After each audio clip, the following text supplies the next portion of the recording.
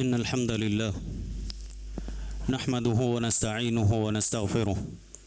ونعوذ بالله من شرور أنفسنا ومن سيئات أعمالنا من يهده الله فلا مضل له ومن يضلله فلا هادي له أشهد أن لا إله إلا الله وحده لا شريك له وأشهد أن محمدا عبده ورسوله يا أيها الذين آمنوا اتقوا الله حق تقاته ولا تموتن إلا وأنتم مسلمون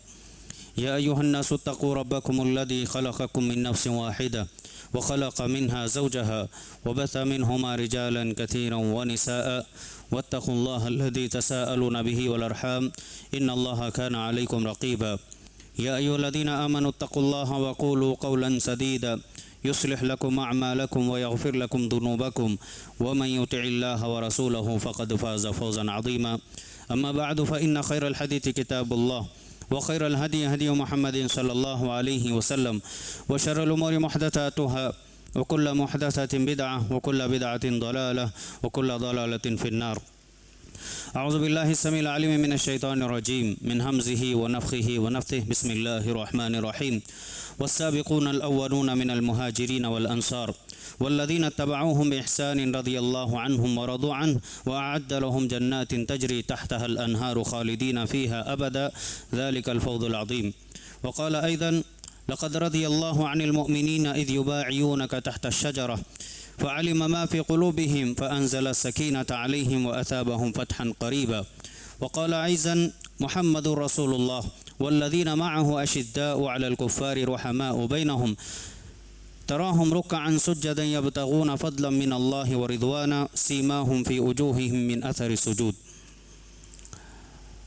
ہر قسم کی تعریف و توصیف حمد و ثنا بڑائی و کبریائی عزت و جلال اللہ وحدہ لا شریک کے لیے لائق اور زیبا ہے، جو ہمارا خالق حقیقی معبود برحق ہے، جس نے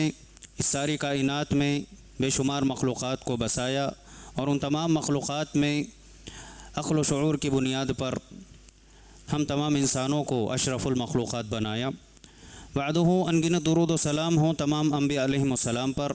خصوصاً نبی آخر الزماں رحمۃ للعالمین سید المرسلین امام الانبیاء جناب محمد رسول اللہ صلی اللہ علیہ وسلم کی ذات گرامی پر کہ آپ علیہ الصلاۃ والسلام نے اللہ تعالیٰ کی جانب سے عطا کی گئی امانت شریعت کتاب و سنت کی تعلیمات کو ہم تک کما حق ہو پہنچا دیا۔ معزز حاضرین اور پردہ نشین اسلامی خواتین، خطبہ مسنونہ کے بعد قرآن کریم کی مختلف صورتوں کے 3 آیات میں نے آپ کے سامنے پڑھی ہیں، جن میں اللہ رب العزت نے سب سے پہلی آیت سورۃ التوبہ کی، جس میں اللہ نے فرمایا کہ صحابہ میں سے مہاجرین اور انصار میں سے جو آگے رہے سابقین اولین اسلام قبول کرنے کے اعتبار سے ہر لحاظ سے آگے رہیں، اور جو بھی ان کی اتباع اور پیروی کرتے ہیں، ان کے نقش قدم پر چلتے ہیں، ان تمام سے اللہ تعالیٰ راضی ہو گیا اور وہ سب کے سب اللہ تعالیٰ سے راضی ہیں۔ اور اس کے نتیجے میں آخرت میں اللہ رب العزت نے فرمایا کہ ان کے لیے ہم نے ایسے جنات تیار کے رکھے ہیں، ایسے باغات تیار کر رکھے ہیں کہ جن کے نیچے سے نہریں جاری ہیں، جس میں وہ ہمیشہ رہیں گے، اور یہ بڑی کامیابی ہے۔ پھر اسی طرح سے ایک اور آیت آپ کے سامنے پڑھی گئی، جس میں اللہ رب العزت نے صحابہ کرام کے اس واقعے کی طرف اشارہ کیا کہ جہاں عثمان رضی اللہ عنہ کی شہادت کی خبر عام ہو گئی تھی، افواہ عام ہو گئی تھی، اللہ کے نبی علیہ الصلاۃ والسلام نے ایک درخت کے نیچے تمام صحابہ کرام کو جمع کر کے بیعت لی تھی کہ عثمان کی شہادت یا ان کے قتل کا انتقام لیا جائے گا۔ اس وقت میں صحابہ کرام نے جس صدق دل سے اللہ کے نبی علیہ الصلاۃ والسلام کے ہاتھ پر بیعت کی اور یہ ثابت کیا کہ ہم آپ کے ساتھ ہیں، اللہ تعالیٰ نے اس کیفیت کو بیان کیا کہ تحقیق کہ اللہ رب العزت مومنین سے راضی ہو گیا۔ اللہ تعالیٰ مومنین سے راضی ہو گیا جبکہ وہ درخت کے نیچے تم سے یعنی اللہ کے نبی علیہ الصلاۃ والسلام سے بیعت کر رہے تھے، فعلم ما فی قلوبہم، اور اللہ تعالیٰ نے ان کی دلوں کی جو کیفیت تھی، اس وقت میں کس نیت سے انہوں نے آپ سے بیعت کی تھی، اللہ تعالیٰ اس بات کو بخوبی جانتا ہے، جس کے نتیجے میں اللہ رب العزت نے ان پر سکینت اور وقار کو نازل کیا اور اللہ تعالیٰ نے بہت ہی بہترین فتح سے ان کو ہمکنار کیا۔ پھر اس کے بعد ایک اور آیت آپ کے سامنے پڑھی گئی، جس میں اللہ رب العزت نے تمام صحابہ کرام کا اجمالی طور پر یہ تعارف کروایا اور فرمایا کہ محمد جو اللہ کے رسول ہیں اور ان کے ساتھ رہنے والے ان کے جو اصحاب ہیں، صحابہ ہیں، یہ کفار پر تو بڑے سخت ہیں، لیکن آپس میں یہ بڑے رحم دل ہیں، نرم ہیں، جو ہمیشہ اللہ تعالیٰ کا فضل اور اس کی خوشنودی تلاش کرتے ہیں، اور اللہ تعالیٰ کی ہمیشہ دنیاوی غرض و غایت سے دور ہو کر ہمیشہ اللہ تعالیٰ کی رضامندی طلب کرتے رہتے ہیں۔ اور ان کو آپ دیکھو گے کہ وہ رکوع اور سجدے کی حالت میں ہیں، اور سجدوں کی کیفیت اور نمازوں کی یہ آثار ان کی پیشانیوں پر تمہیں نمایاں نظر آئیں گے۔ تو یہ 3 آیات 3 مختلف صورتوں سے قرآن کریم میں اللہ تعالیٰ نے جن ہستیوں کے بارے میں ذکر کی وہ دراصل صحابہ اکرام ہیں، جو اللہ کے نبی علیہ الصلاۃ والسلام کے ساتھ جنہوں نے شب و روز گزارے اور شمع رسالت سے انہوں نے علم و عرفان حاصل کیا۔ ان تمام صحابہ اکرام کی گواہیاں اللہ تعالیٰ نے قرآن کریم میں جا بجا بیان کی۔ ان کا فضل، ان کا مقام اور ان کی شان و شوکت اللہ تعالیٰ نے، ان کی عظمت اللہ تعالیٰ نے بیان فرمائی ہیں۔ صحابہ یا ایک صحابی کسے کہتے ہیں؟ اہل علم میں مختلف اس کی تعریفات ہیں۔ جمہور علماء کرام نے جس رائے کو ترجیح دی وہ یہ کہ وہ شخص صحابی کہلاتا ہے جس نے حالت ایمان میں نبی کریم صلی اللہ علیہ وسلم کو دیکھا ہو اور حالت ایمان ہی میں اس کی وفات ہوئی ہو، رؤیت ثابت ہو گئی ہو، جس نے اللہ کے نبی علیہ الصلاۃ والسلام کو ایمان لانے کے بعد دیکھا ہو اور ایمان ہی کی حالت میں اسی پر وہ ثابت قدم رہا،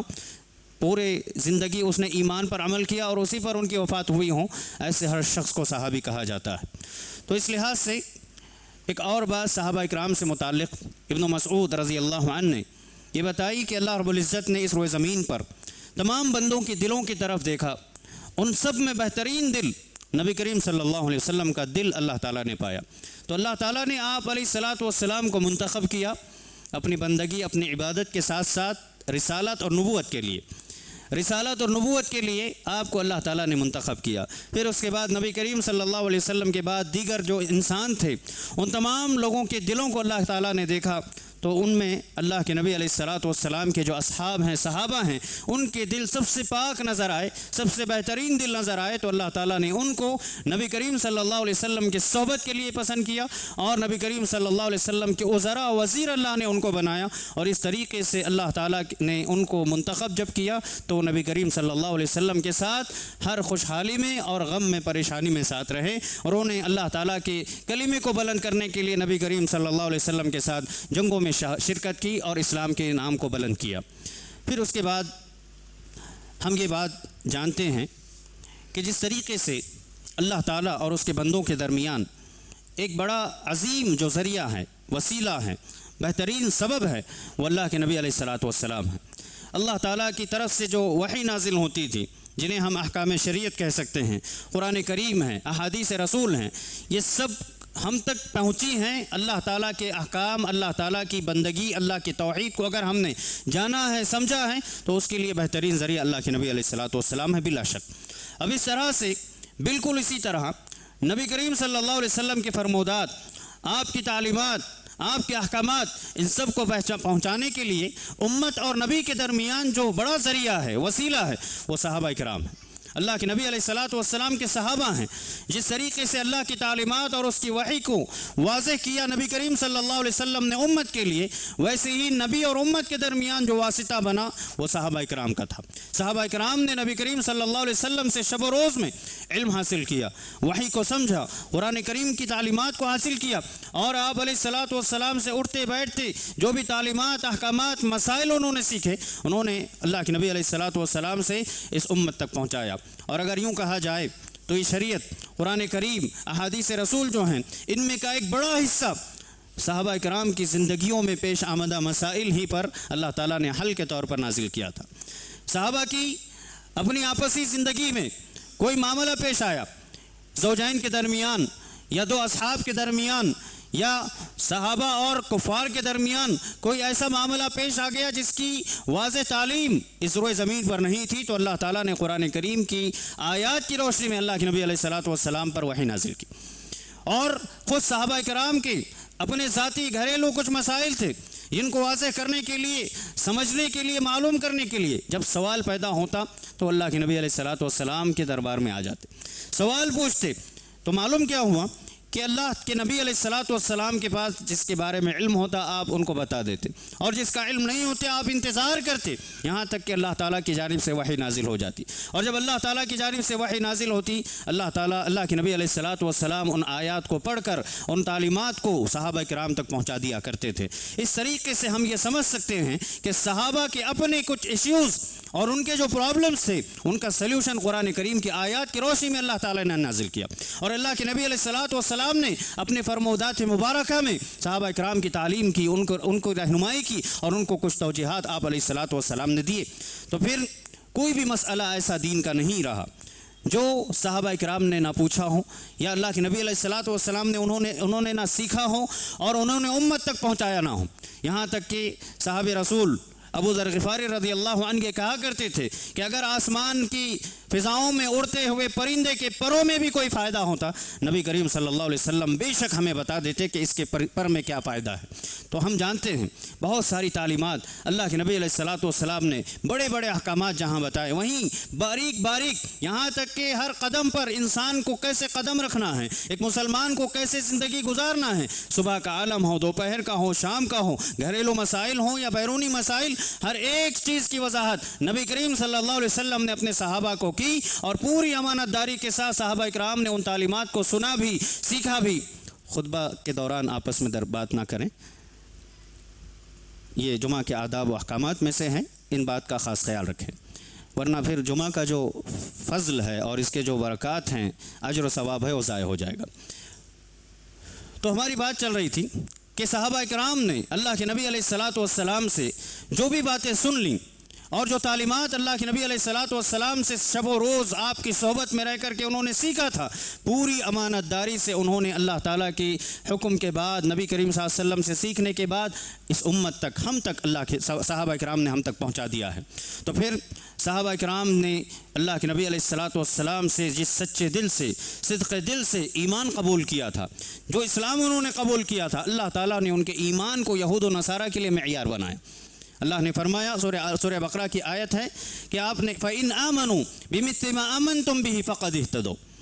کہ اگر یہ یہود و نصارہ بھی اسی طرح ایمان لائے جس طرح تم ایمان لائے ہو، صحابہ جس طریقے سے ایمان لائے، ان صحابہ کے ایمان کو معیار بنا کر کے اللہ تعالیٰ نے فرمایا کہ تم نے جس طریقے سے ایمان قبول کیا ہے، تم نے جس طریقے سے اللہ تعالیٰ کی توحید کو تسلیم کیا ہے، اگر یہ یہود و نصارہ بھی تسلیم کریں، قبول کر لیں، تو پھر یہ بھی جو ہیں مسلمان ہو سکتے ہیں۔ وَإِن تَوَلَّوْا فَإِنَّمَا هُمْ فِي شِقَاقٍ، لیکن اگر یہ اس راستے سے ہٹ جائیں، یعنی منہج صحابہ سے ہٹ جائیں، صحابہ کے ایمان کے طریقے سے ہٹ جائیں، جس طریقے سے صحابہ نے عمل کیا اس طریقے کے مخالف اگر کوئی عمل کرتا ہے تو اللہ نے فرمایا کہ کھلی گمراہی میں ہے، کھلی گمراہی میں ہے، ان کی جڑیں کمزور ہو جائیں گی۔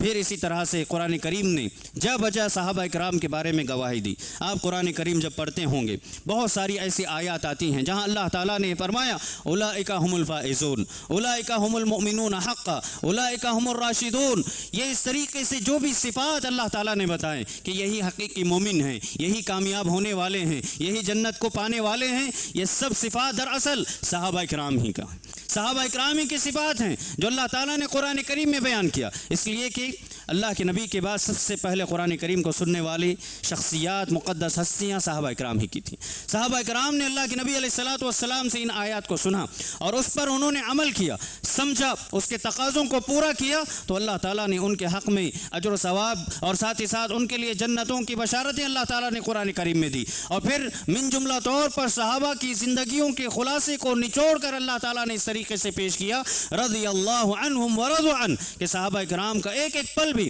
اللہ تعالیٰ جانتا تھا، اسی لیے اللہ تعالیٰ نے بڑی خوشخبری سنا دی، یہ پروانہ سنا دیا کہ صحابہ جس طریقے سے اللہ تعالیٰ سے راضی تھے، اللہ تعالیٰ بھی صحابہ کرام سے راضی ہو گیا۔ یہ بڑی گواہی ہے۔ اس گواہی کے بعد کوئی بھی صحابہ کی شان میں گستاخی کرے، تنقیص کرے، عیب جوئی کرے، صحابہ پر کوئی ان کی شان میں کوئی کمی اور نقص نہیں آ سکتا ہے، کیونکہ اللہ تعالیٰ نے گواہی دے دی رضی اللہ عنہم ورضوا عنہ، کہ اللہ تعالیٰ ان سے راضی ہو گیا۔ اور دراصل اللہ کے نبی علیہ الصلوۃ والسلام کی حدیث کا مفہوم بھی یہی ہے، جب صحابہ اکرام کے سامنے اللہ کے نبی علیہ الصلوۃ والسلام نے فرمایا تھا کہ تم اپنے اعمال ہی پر مت اتراؤ،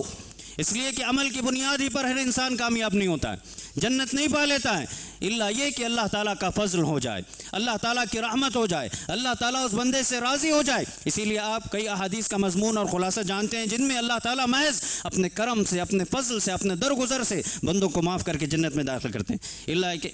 جبکہ وہ بندہ گنہگار ہوتا ہے، اس نے بہت بڑے بڑے گناہ کیے ہوتے ہیں، لیکن اس لیے کہ اللہ تعالیٰ اسے راضی ہو چکا ہے، اللہ تعالیٰ اسے جنت میں داخل کر دیں گے۔ اسی لیے صحابہ نے پوچھا کہ اللہ کے نبی علیہ الصلوۃ والسلام کیا یہ معاملہ آپ کے ساتھ بھی ہے، یعنی آپ کو بھی آپ کے عمل کے بدلے جنت نہیں ملے گی؟ صحابہ اکرام نے کہا کہ نہیں، الا یہ کہ اللہ تعالیٰ اگر چاہے تو، اللہ تعالیٰ کا فضل ہو جائے، اللہ کی رحمت ہو جائے، اللہ تعالیٰ راضی ہو جائے بندے سے۔ جب رضامندی کی خوشخبری اللہ تعالیٰ نے ان مقدس ہستیوں کے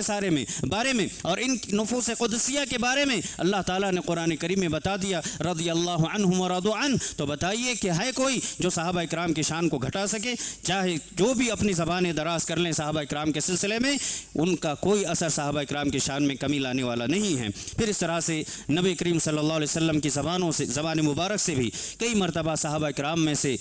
ایک تو انفرادی طور پر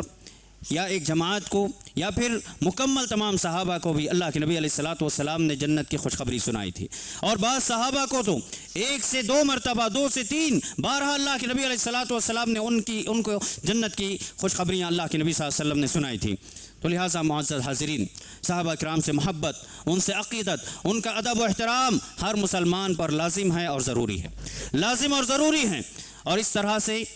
اس لیے بھی ضروری ہے کیونکہ صحابہ کرام انبیاء علیہ السلام کے بعد سب سے اس روئے زمین پر سب سے مقدس ہستیاں ہیں، نفوس قدسیہ ہیں۔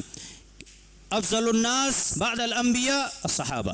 کہ انبیاء کے بعد لوگوں میں سب سے بہترین اگر کوئی ہستیاں ہیں، شخصیات ہیں، تو صحابہ اکرام ہی کی ہیں، جنہیں نبی کی صحبت کا شرف ملا، جنہوں نے نبی کریم صلی اللہ علیہ وسلم کی رسالت کی تعلیمات کو اپنے کانوں سے سنا، نبی کریم صلی اللہ علیہ وسلم کے اعمال کو اپنی آنکھوں سے دیکھنے کا شرف انہیں ملا، اور آپ علیہ الصلوۃ والسلام کی اقتداء، آپ کے قدم سے قدم ملا کر کے چلنے کا شرف ان صحابہ کو نصیب ہوا۔ اس لیے یہ مقدس ہستیاں اس بات کا حق رکھتی ہیں کہ ان کا ادب و احترام کیا جائے، ان سے محبت کی جائے، ہر مسلمان کا فریضہ ہے۔ اور انہوں نے جس طریقے سے عظیم قربانیاں دی، ہر سکھ دکھ میں نبی کریم صلی اللہ علیہ وسلم کا ساتھ دیا، اور انہوں نے جو کچھ اپنے پاس تھا یہ سب انہوں نے اسلام کی سربلندی کے لیے قربان کیا۔ اللہ کے حکم ایسا یہاں آیت نازل ہوئی کہ وہاں صحابہ اکرام نے عمل کر کے دکھایا دنیا کو۔ صحابہ اکرام کی پوری زندگیاں ہمارے لیے جہاں اسوہ اور نمونہ ہیں، اس کے ساتھ ساتھ ان کی قربانیاں بھی ہمارے لیے، قربانیوں میں بہت ساری عبرتیں ہیں، بہت ساری نصیحتیں ہیں۔ ان سب کو سیکھ کر کے ہمیں صحابہ اکرام سے محبت اپنے دلوں میں پیدا کرنے کی ضرورت، اور ساتھ ہی ساتھ اپنے آل اولاد اور اپنے سرپرستی میں رہنے والے اپنے آنے والی نسلوں تک پہنچانے کی ضرورت ہے۔ وہیں دوسری طرف ہم دیکھیں جس طریقے سے اللہ تعالیٰ نے اپنے قرآن میں، اللہ کے نبی علیہ الصلوۃ والسلام نے مختلف احادیث میں صحابہ اکرام کے شرف کو، ان کے فضل کو بیان کیا اور ان کی عظمت بیان کی، وہیں دوسری طرف کچھ بدنصیب ایسے نظر آتے ہیں اس روئے زمین پر جو ان عظیم شخصیات اور نفوس قدسیہ کے حق میں اپنی گندی زبانیں دراز کرتے ہیں۔ صحابہ اکرام کو انہوں نے تقسیم کیا، بعض صحابہ سے محبت کا اظہار اور بعض صحابہ سے بغض و نفرت، عداوت ظاہر کرتے ہیں، اور اس طریقے سے یہ عمل جو نظر آتا ہے کہ بعض صحابہ سے محبت کا اظہار اور وہیں بعض صحابہ سے بغض و عداوت جو ہو رہی ہیں، بتائیے کیا یہ ایمان یا ایک مسلمان کے شایان شان ہو سکتا ہے؟ کیا ایسے شخص کو ہم حقیقی مسلمان کہہ سکتے ہیں جو صحابہ کی اس نے تقسیم کر رکھی ہوں؟ اللہ کے نبی علیہ الصلوۃ والسلام نے کبھی کسی صحابی کی تقسیم نہیں کی۔ ایک ادنا سے ادنا صحابی بھی اس شرف اور فضل میں شامل ہیں جو اللہ تعالیٰ نے سنایا، رضی اللہ عنہم ورضوا عنہ، کہ اللہ تعالیٰ ان سے راضی ہو چکا ہے۔ تو اس طریقے سے کوئی بھی شخص اگر اس طریقے سے اپنی تحریر میں، اپنی تقریر میں، اور کوئی اٹھتا ہے تو ابو ہریرہ کے خلاف، اور کوئی اٹھتا ہے معاویہ رضی اللہ عنہ کے خلاف، اور اس طریقے سے مختلف صحابہ اکرام کے سلسلے میں اپنی گندی زبانیں دراز کرنے کی کوشش کرتے ہیں، تم ہوتے کون ہو؟ تمہاری جرأت کیسی ہوئی؟ شرم کرو کچھ تو، تم اپنے گریبان میں جھانک کر کے دیکھو کہ تمہارا ایمان کیا ہے۔ تم مسلمان ہو تو مسلمان اسلام ہونے، تمہارے اسلام کے تقاضے کو تم پورا کر رہے ہو کہ نہیں کر رہے ہو؟ اور حقیقت اگر دیکھا جائے تو آج اگر مسلمان ہو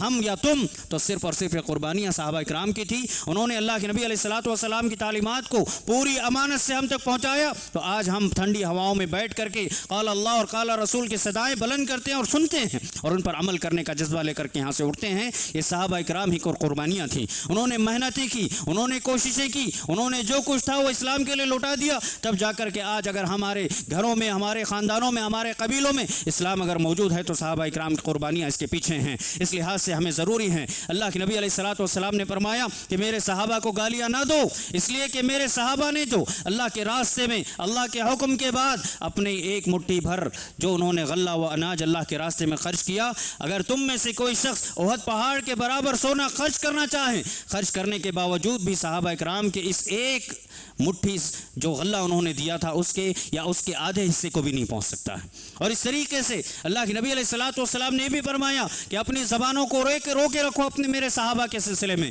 میرے صحابہ کے سلسلے میں گستاخیاں نہ کرو، انہیں گالیاں نہ دو، اس لیے کہ جو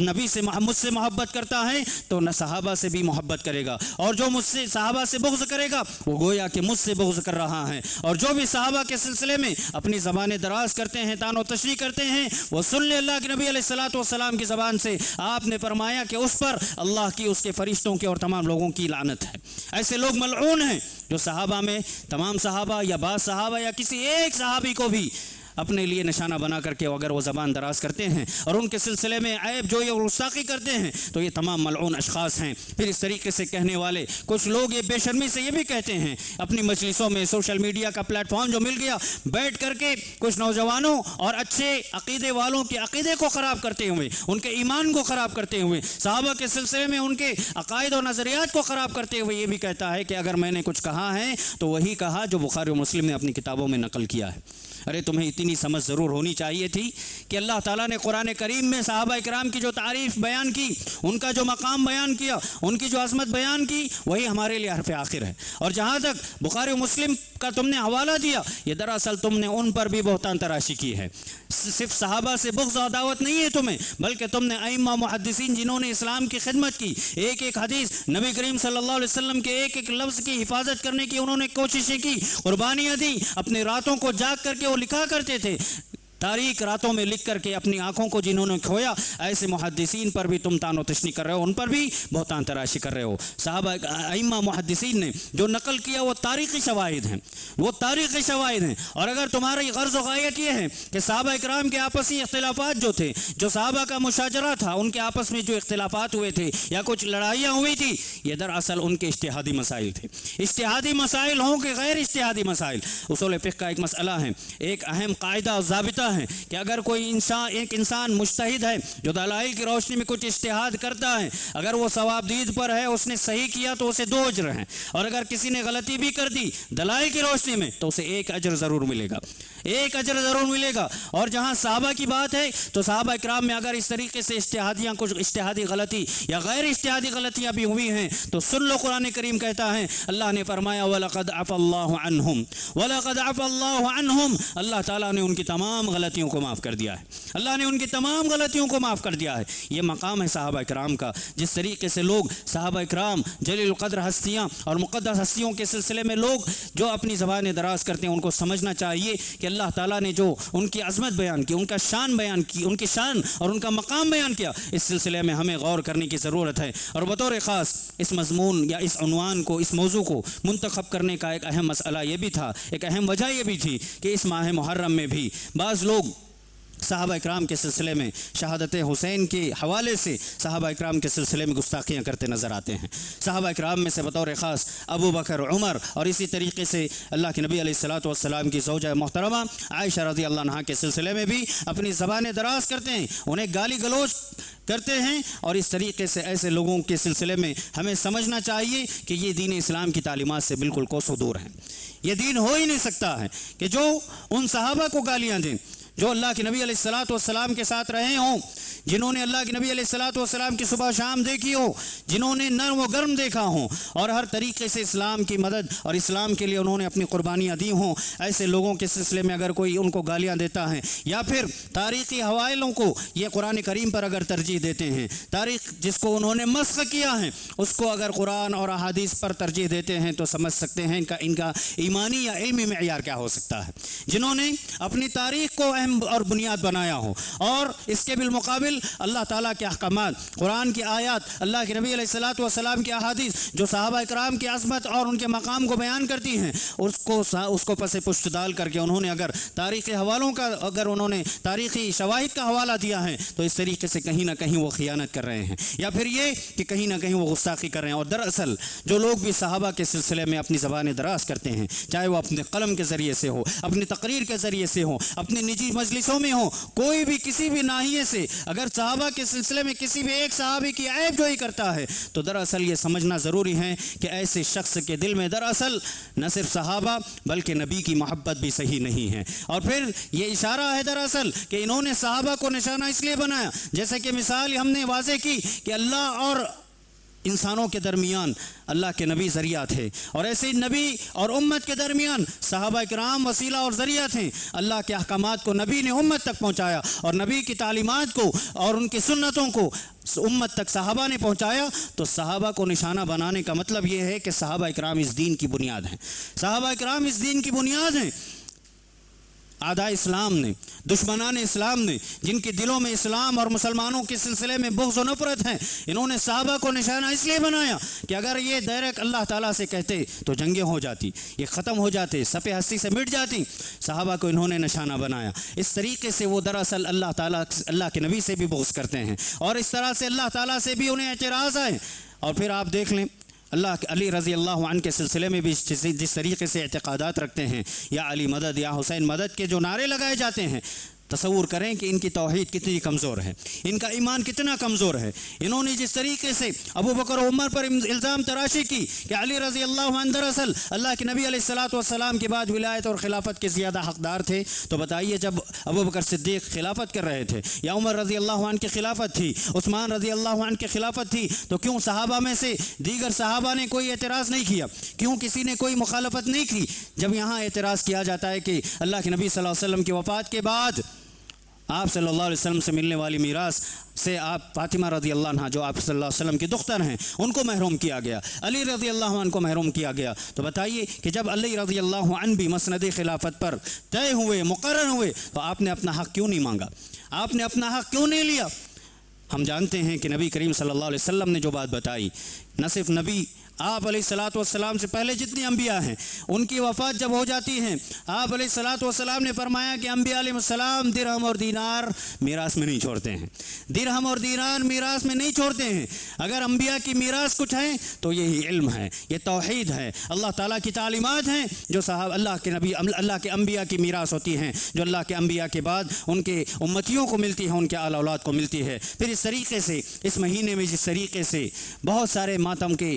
حوالے دیے جاتے ہیں اور ماتم منایا جاتا ہے، غم اور سوگ منایا جاتا ہے، یہ دراصل اگر دیکھا جائے تو اسلام کی سچی تاریخ کو مسخ کرنے کا ایک ڈرامہ ہے، ایک بڑا ڈرامہ کھیلا گیا، ایک کھیل کھیلا گیا جس کے سبب مسلمانوں کے عقیدے کو کمزور کر سکے، یا پھر اس طریقے سے مسلمانوں کو صحیح تعلیمات اور حقائق سے دور کرنے کا نتیجہ ان لوگوں نے یہ پیدا کیا۔ پھر اس طریقے سے شہادت حسین کو لے کر کے جس طریقے سے انہوں نے بہت زیادہ اچھالا اور نوح اور ماتم کرتے ہیں۔ قرآن اسلام کی تعلیمات تو یہ ہیں، اللہ کے نبی صلی اللہ علیہ وسلم نے فرمایا کہ وہ ہم میں سے ہو ہی نہیں سکتا ہے جو اپنے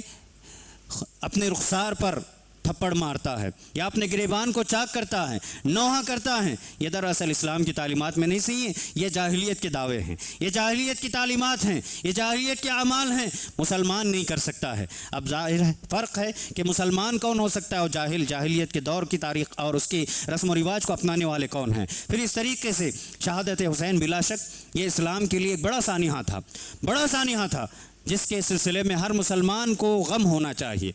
ہر مسلمان پریشان ضرور ہوتا ہے، تکلیف ضرور ہوئی ہے، اور شہادت کا مقام حسین رضی اللہ عنہ کو ملا ہے۔ شہادت کا مقام بڑا اونچا مقام ہے، اس بات پر تو ہمیں خوش ہونا ہے۔ شہادت کا مقام جسے نصیب ہو جائے، اللہ کے نبی علیہ الصلاۃ والسلام اور آپ کے بعد آپ کے صحابہ شہادت کو طلب کیا کرتے تھے۔ حسین رضی اللہ عنہ کو اگر شہادت کا مقام نصیب ہوا ہے تو یہ بڑی خوشخبری کی بات ہے کہ اللہ تعالیٰ نے ان کو اونچا مقام عطا کیا ہے۔ ہاں، غم ہمیں بھی ہے، نقصان ہم کو بھی ہوا، اسلام کو نقصان ہوا، نواسے رسول شہید کیے گئے، مظلومانہ طور پر شہید کیے گئے، اس بات پر غم کا اظہار ہم بھی کرتے ہیں، لیکن اسی حد میں رہ کر جو حسین کے نانا نے بتایا ہے، حسین کے نانا صلوات اللہ وسلامہ علیہ محمد صلی اللہ علیہ وسلم نے جو تعلیمات دی اسی کے مطابق ہم عمل کرتے ہیں۔ سوگ کسی بھی مسلمان یا قریبی رشتہ دار اور اپنے اعزاء و اقارب کے انتقال پر 3 دن سے زیادہ سوگ نہیں منایا جا سکتا، غم کا اظہار نہیں کیا جا سکتا، سوائے ایک بیوی کے جس کے شوہر کے انتقال پر اسے 4 مہینے 10 دن کا سوگ منانے کا اسے اللہ تعالیٰ نے حکم دیا ہے۔ اور یہ ماتم نہیں ہے، یہ نوحہ خوانی نہیں ہے جس طریقے سے اپنے گریبانے چاک کیے جاتے ہیں اور جاہلیت کے دعوے اور نعرے بلند کیے جاتے ہیں، یہ اسلام کی تعلیمات میں ہو نہیں سکتے ہیں۔ اور اس طریقے سے حسین رضی اللہ عنہ کی شہادت یا پھر یہ کہ یہ شہادت اسلام کی اول اور آخری شہادت نہیں ہے۔ حسین رضی اللہ عنہ ہی اول اور آخری شہید نہیں ہے اس اسلام کے۔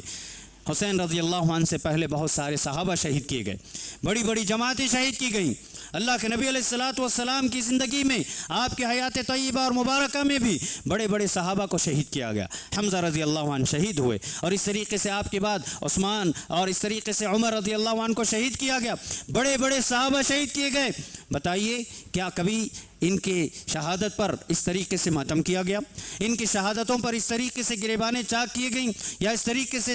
جہالت کے جاہلیت کے دعوے اور نعرے بلند کیے گئے؟ غور کرنے کی بات ہے۔ تو پھر یہ ہو کیوں رہا ہے،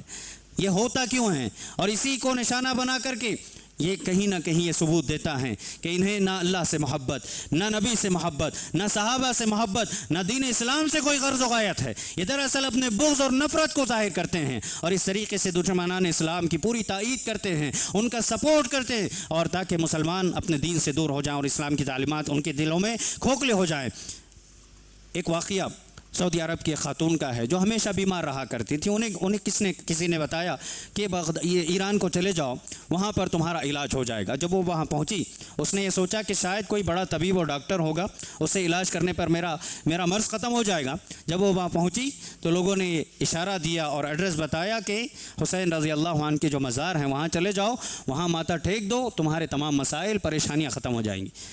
جانتے ہیں اس عورت نے کیا جواب دیا؟ اس نے کہا کہ اگر حسین کے مزار پر آ کر کے ہر مسئلہ حل ہو سکتا ہے تو ہمارے پاس تو اس کے نانا ہیں،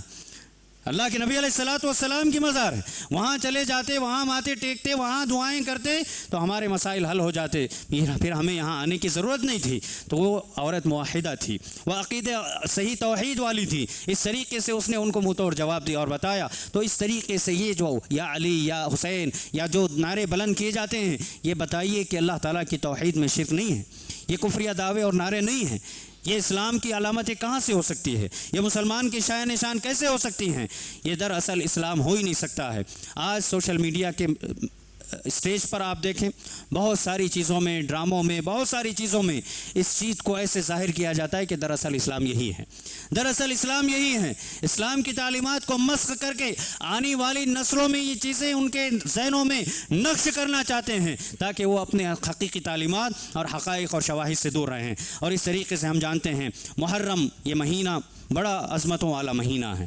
اور یہ حرمت والا مہینہ ہے۔ اس میں اللہ تعالیٰ نے بطور خاص گناہوں سے اور ظلم سے رکنے کا اللہ نے حکم دیا ہے، اور اس میں یہ مہینہ اگر دیکھا جائے اس کی تاریخ یہ گواہی دیتی ہے کہ موسیٰ علیہ السلام کو فرعون جیسے بڑے بادشاہ سے، بڑے ظالم حکمران سے جب نجات ملی تو اللہ کے نبی موسیٰ علیہ السلام اس دن روزہ رکھا کرتے تھے، اس نجات کی وجہ سے، اللہ کی اس فلاح و بہبودی کی وجہ سے۔ تو اللہ کے نبی علیہ السلام نے بھی اس دن روزہ رکھا اور کہا کہ ہم زیادہ حق رکھتے ہیں کہ موسیٰ کی پیروی کریں، اور اس طریقے سے آپ نے صحابہ کو بھی تعلیم دی۔ اور پھر آپ نے 9 محرم کے روزے کا جو حکم دیا، یہ دراصل یہودیوں کی مخالفت کی وجہ سے آپ صلی اللہ علیہ وسلم نے حکم دیا۔ تو ہم اس محرم میں وہی کام کریں جو حسین کے نانا نے کہا ہے، ہم وہی اعمال کریں جو نبی حسین کے نانا نبی کریم صلی اللہ علیہ وسلم نے کہا اور کر کے آپ نے دکھایا اور امت کو حکم دیا ہے۔ تو ضرورت اس بات کی ہے کہ شریعت نبی کریم صلی اللہ علیہ وسلم پر نازل ہوئی ہے، شریعت کی صحیح تعلیم اور صحیح تعبیر اللہ کے نبی علیہ السلام نے کی، اور نبی کے بعد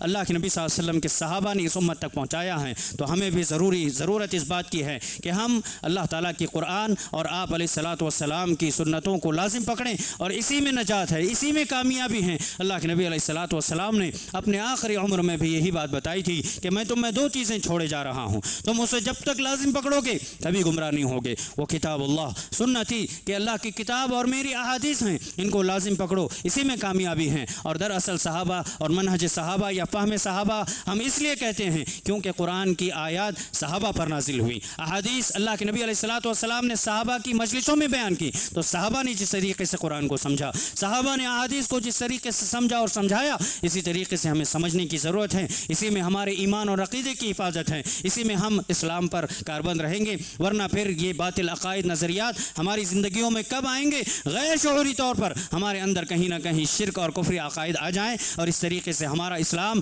ہمارا ایمان کمزور ہو جائے، برباد ہو جائے، اور ہماری آنے والی نسلوں میں یہی چیزیں اگر منتقل ہو جائیں تو پھر ہم سے بڑا ظالم کوئی اور نہیں ہے اور جاہل کوئی اور نہیں ہے۔ اس لیے ہم پر ضروری ہے کہ ہم اسلام کو اسی ماخذ اور مرجع سے اور مصدر سے حاصل کریں جو اللہ کے نبی اور صحابہ نے دیا ہے۔ اللہ تعالیٰ سے دعا ہے کہ اللہ تعالیٰ ہم تمام کو جو کچھ بھی باتیں قرآن و حدیث کی روشنی میں کہی گئی ہیں، سنی گئی ہیں، سب سے پہلے کہنے والوں کو اور تمام سننے والوں کو عمل کرنے کے اللہ توفیق عنایت فرمائے۔ اللہ تعالیٰ جب تک زندہ رکھے اسلام پر، ایمان پر، عقیدہ توحید پر باقی رکھے، جب خاتمہ حسن خاتمہ اللہ نصیب کرے، انتقال کے بعد اللہ تعالیٰ عذاب قبر سے، عذاب جہنم سے ہم تمام کو نجات دے کر جنت الفردوس میں داخلہ نصیب فرمائے۔ آمین۔ وآخر دعوانا الحمد للہ رب العالمین۔